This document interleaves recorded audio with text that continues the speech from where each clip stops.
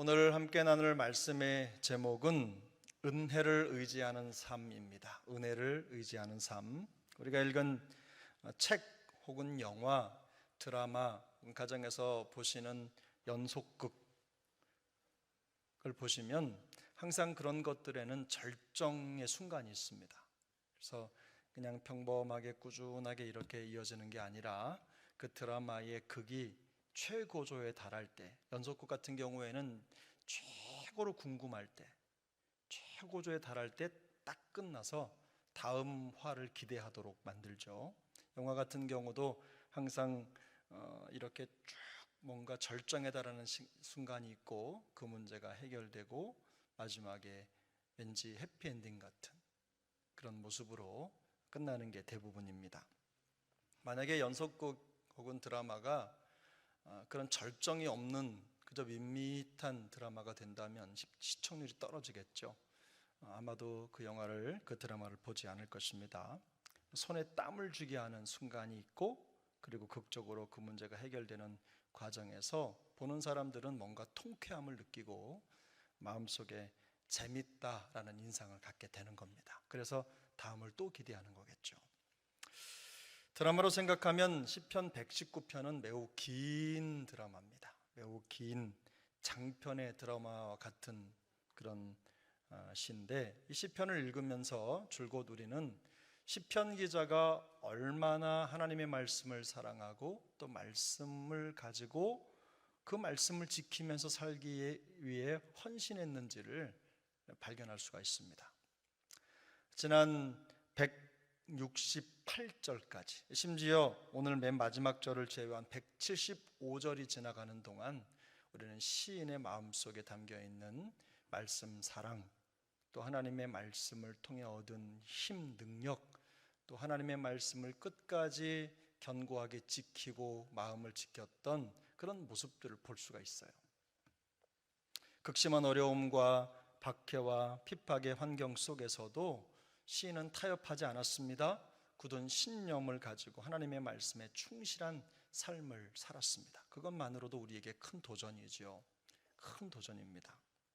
이처럼 충성되고 신실한 믿음의 삶을 살아왔다는 사실만으로도 시인은 이제 이 모든 고난을 끝내고 하나님이 부어주시는 축복을 누리는 삶을 살 만한 충분한 자격이 있다는 생각을 하게 될 것입니다.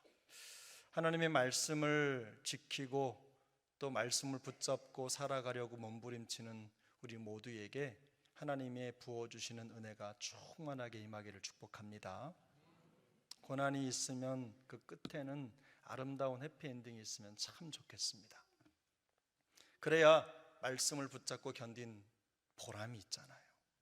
마음속에 뿌듯함도 있고, 이걸 주시려고, 이걸 누리게 하시려고 하나님이 우리로 하여금 고난을 주셨구나, 다 견디고 났더니 이런 복이 내게 임했구나 라고 하는 생각을 하게 된다는 것이죠. 시인이 어려움을 견디면서 믿음을 지켰습니다. 그래서 이후로 모든 어려움을 벗어나고 행복한 삶을 사는 해피엔딩으로 이 119편이 마무리되기를 바라는 마음이 우리 모두의 마음이겠죠. 시인도 그랬을 것입니다. 그런데 이 시편 119편은요, 우리의 기대와는 다른 여운을 남기면서 마무리가 됩니다. 본문을 전체적으로 살펴보겠지만 맨 마지막 절 176절을 먼저 좀 보겠습니다. 176절입니다. 같이 한번 읽어보겠습니다. 이런 양같이 내가 방황하오니 주의 종을 찾으소서, 내가 주의 계명들을 잊지 아니함이니이다.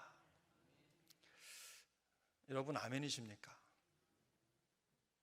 내가 이른 양같이 방황하는데 아멘이십니까? 시인이 지금 내가 이른 양같이 방황하오니라고 고백하는데 여러분, 아멘 하셨습니다. 제가 이걸 어떻게 해야 될까요? 그렇게 될지어다라고 할까요? 아니면 여러분이 아멘 한 대로 될지어다라고 할까요? 시인은 자신이 이른 양같이 방황하오니라고 하는 충격적인 고백으로 시편을 마무리합니다. 지금까지 계속해서 시편이 지나오는 동안 하나님의 말씀 앞에서 마음을 지키고 신실하게 살기 위해서 몸부림쳤던 사람인데, 그 고통의 대장정을 마무리하면서 마지막에 이 시편을 끝내는 순간에 잃은 양같이 방황하오니, 이게 시인의 고백이에요. 한 번 더 읽으면 아마 아무도 아멘 안 하실 거예요. 그렇죠? 네. 잃어버린 양처럼 길을 잃어버렸습니다. 벼랑에 내던져진 양처럼 제가 버림받은 느낌입니다. 아무도 나를 구하러 오지 않는 것 같은 그런 마음이 듭니다. 이 말을 하고 있는 거예요. 그리고 그는 그 방황하오니 그 뒤쪽에 이어서 주의 종을 찾으소서 라는 말을 덧붙입니다. 주의 종을 찾으소서, 내가 주의 계명을 잊지 아니함이니이다. 이게 시인의 고백이죠. 시인의 이런 아이러니한 마지막 고백의 말 속에는요, 세상 속에서 하나님을 믿고 신앙을 지키며 살아가는 모든 그리스도인들이 가진 마음속에 갈등이 담겨 있어요. 긴장이 담겨 있는 거죠. 한편으로는 하나님의 말씀을 정말 늘 붙잡고 견고하게 살아가지만, 한편으로는 주님, 제가 길을 잃어버렸습니다. 주님, 제가 버려진 것 같아요.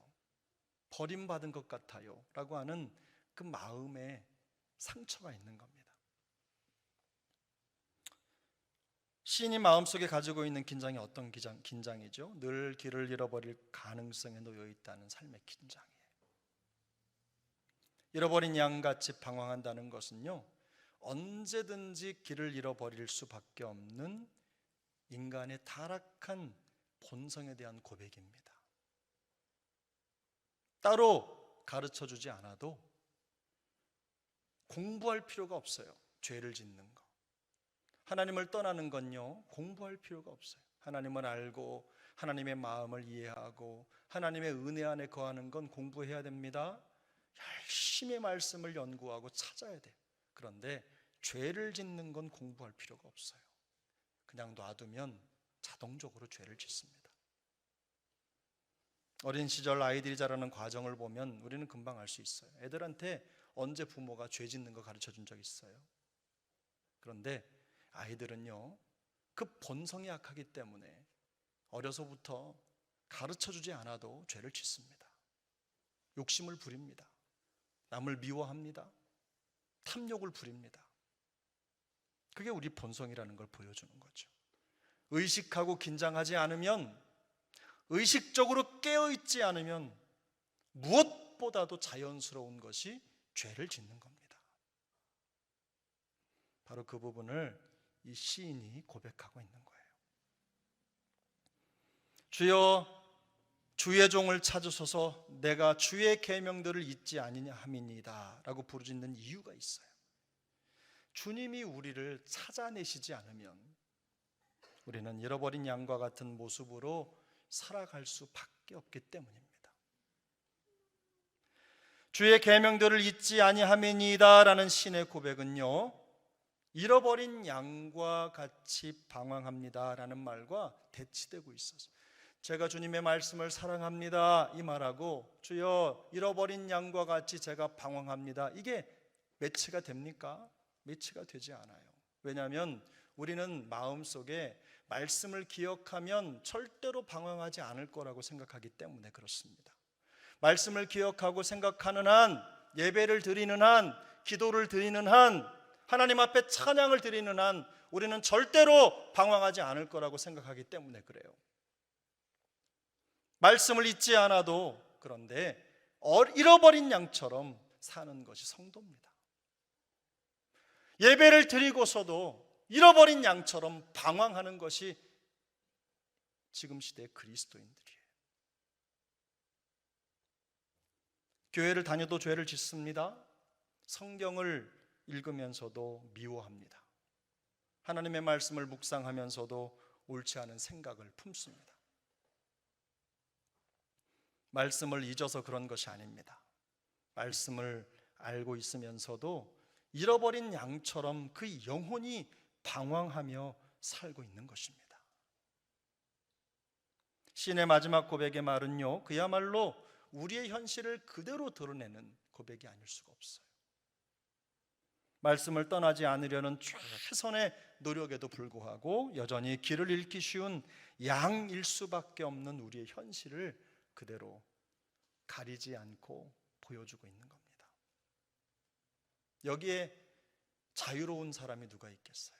우리 중에 누가 이 말씀에 자유로울 수 있겠습니까?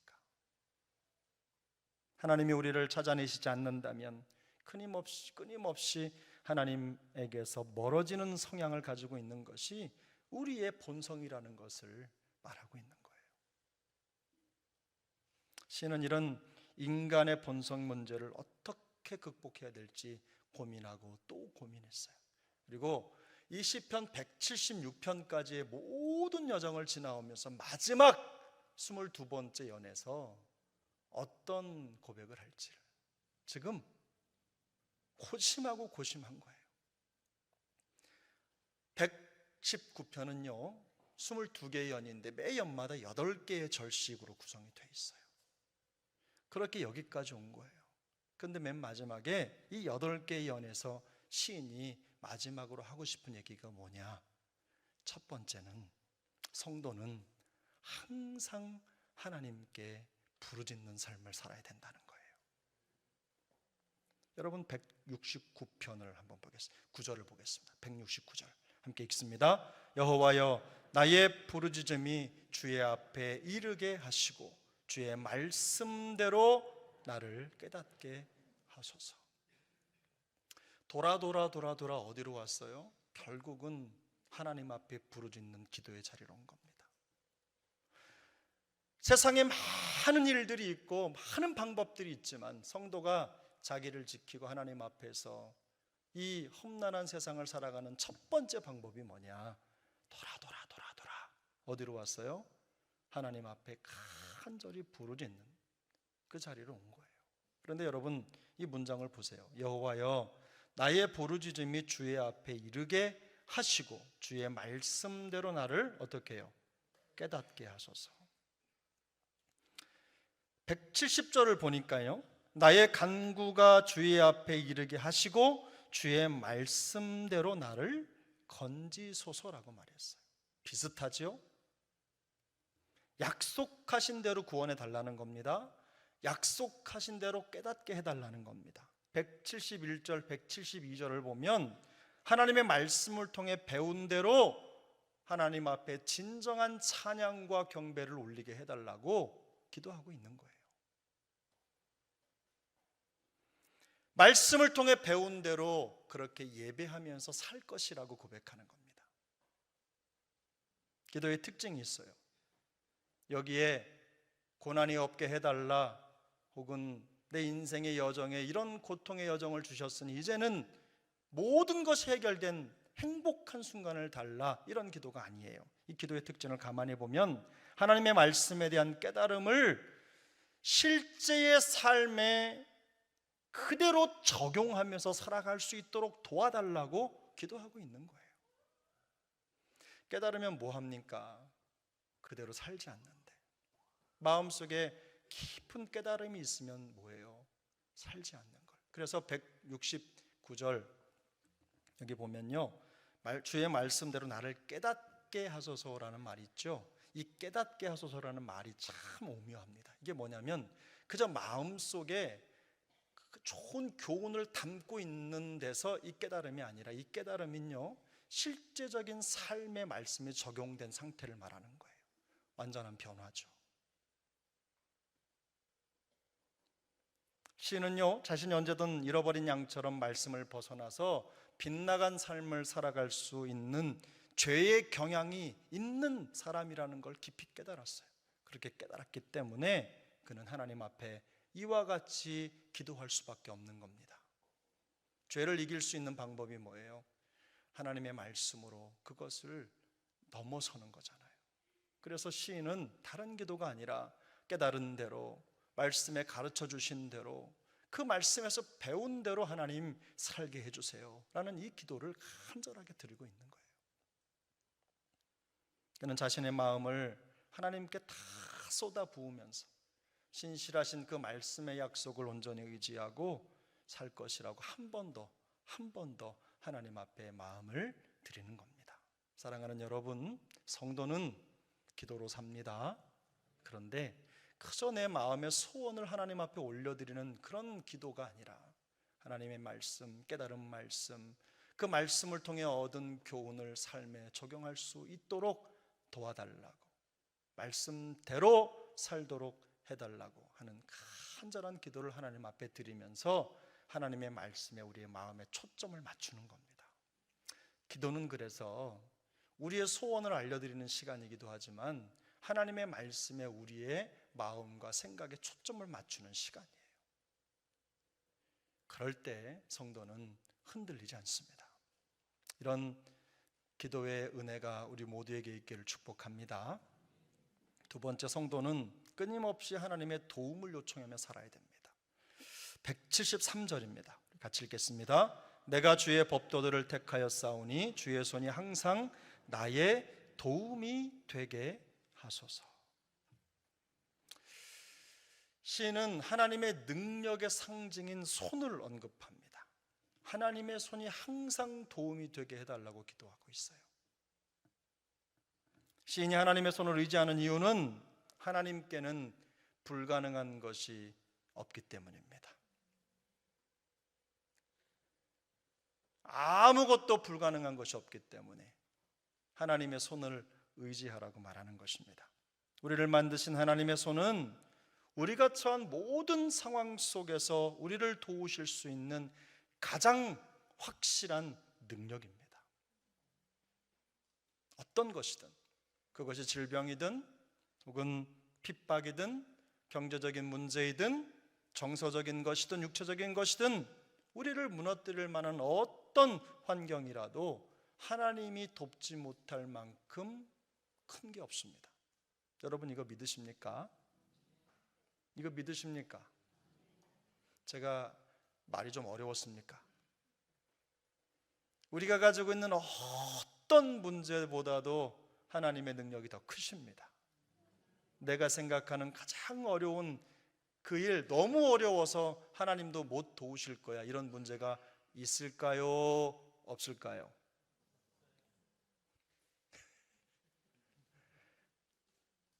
그것도 어려우십니까?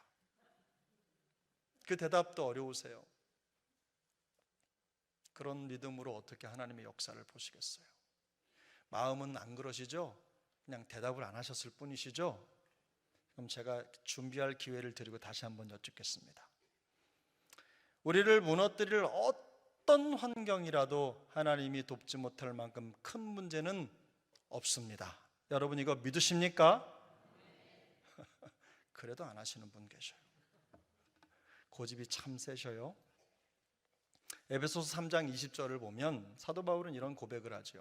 우리 가운데 역사하시는 능력대로 우리가 구하거나 생각하는 모든 것에 더 넘치도록 역사하실, 능히 하실 하나님. 이게 그 고백입니다. 다시 한번 읽어드릴게요. 우리 가운데 역사하시는 능력대로 우리가 구하거나 생각하는 모든 것에 더 넘치도록 능히 하실 하나님. 이게 바울이 고백하는 하나님이었어요. 내가 기도하는 것보다, 내가 생각하는 것보다 항상 더 능히 하실 하나님을 나는 믿습니다. 그 뒤에 구절에 보면 교회 안에서든지 그리스도 안에서든지 모든 사람들이 이런 하나님의 역사를 경험하기를 간절하게 기도하고 있어요. 우리 자신의 능력과 힘을 의지하며 살던 태도를 바꿔서 모두 버려버리고 우리를 지으시고 예수 그리스도를 죽은 자 가운데서 살리신 우리 하나님의 손을 의지하는 삶을 살아간다면 인생이 달라질 것입니다. 우리가 직면한 모든 상황 속에서 우리를 도우신 하나님의 능력을 경험하게 될 것입니다. 여러분, 이런 믿음의 승리자들이 되시기를 축복합니다. 한번 해보세요. 하나님이 우리 믿음을 보시고 역사하실 것입니다. 시편 119편의 마지막 연을 통해서 시인이 우리에게 주는 세 번째 교훈이 있습니다. 세 번째 교훈은 하나님의 도움이 없이 살 수 없는 우리의 영적 현실을 인정해야 된다는 거예요. 우리의 영적 현실을 인정해야 된다. 우리 176편을 한 번 더 읽겠습니다. 함께 읽습니다. 이런 양같이 내가 방황하오니 주의 종을 찾으소서. 내가 주의 계명들을 잊지 아니함이니이다. 아멘. 말씀을 드린 대로 시인은 자신이 길을 잃어버린 양과 같이 방황하고 있다는 고백으로 시를 마무리합니다. 그래서 주님이 찾아주시지 않으면 결코 평안히 살 수 없다는 자신의 한계를 분명하게 밝히는 겁니다. 그가 하나님의 말씀을 잊은 것이 아닙니다. 항상 노력합니다. 그리고 말씀을 따라 살기 위해서 최선을 다하지만 그것만으로는 부족하다는 거예요.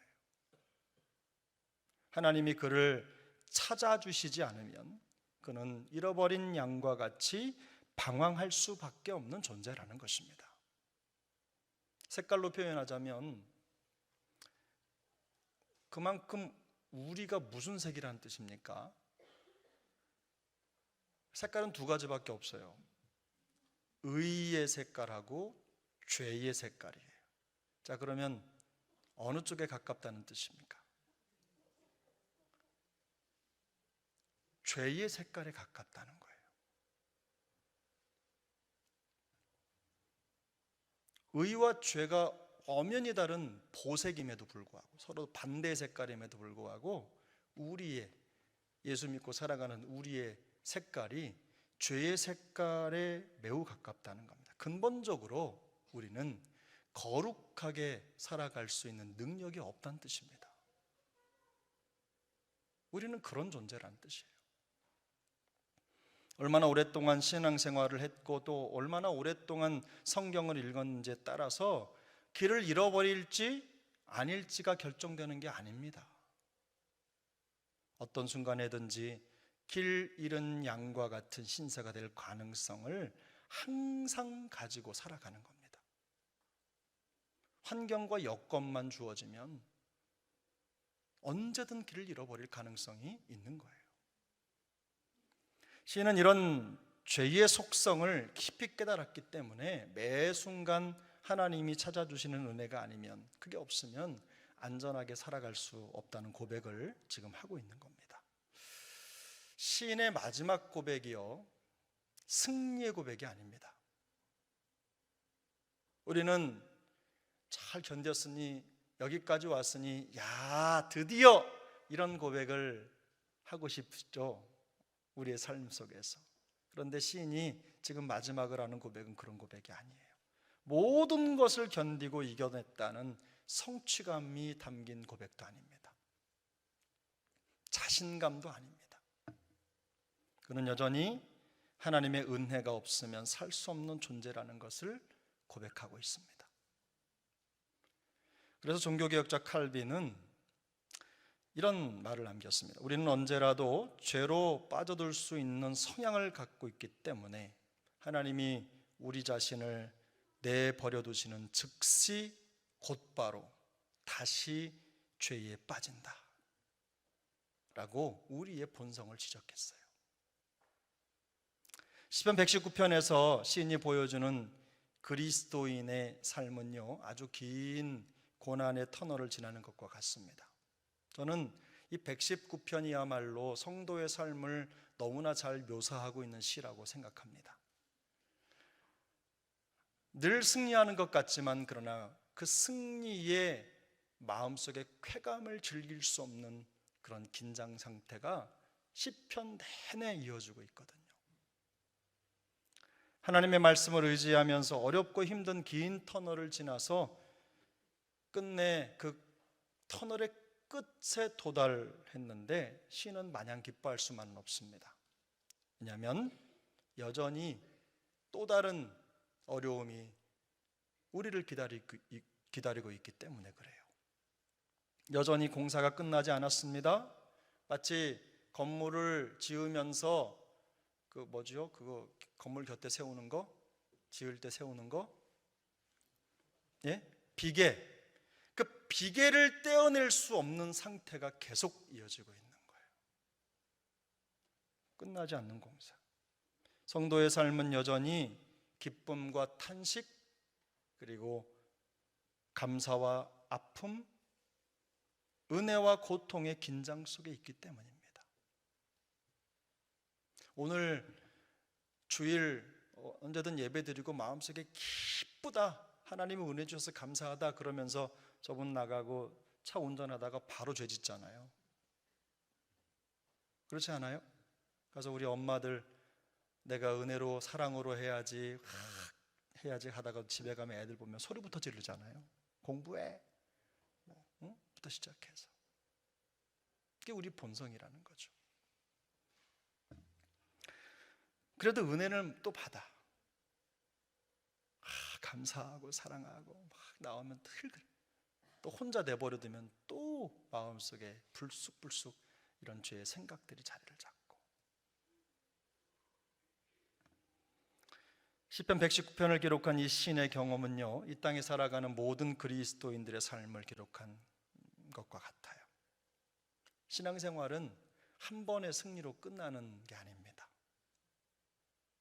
매일 매순간 말씀을 의지하고 하나님의 은혜에 기대어 살아가지 않으면 언제라도 길 잃은 양과 같은 신세가 될 위험이 도사리고 있기 때문입니다.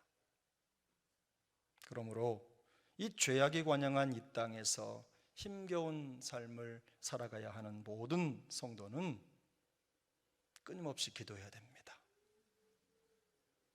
말씀의 깨달음을 따라 살아가기 위해서 끊임없이 기도하셔야 돼요. 그리고 하나님의 손을 의지하면서 도움을 구하는 삶을 살아가야 되는 것입니다. 혼자 힘으로 살아갈 수 있는 거 의젓한 거 아닙니다. 내가 이만큼 내 능력으로 할 수 있어 라고 고백하는 거 그저 자랑할 거 아닙니다. 우리는 성숙하면 성숙할수록, 깊어지면 깊어질수록 하나님의 도움이 더 필요한 존재라는 고백밖에 남는 게 없어요. 그게 성숙한 성도의 고백입니다. 하나님께 대한 의존도가 더 높아지는 거예요.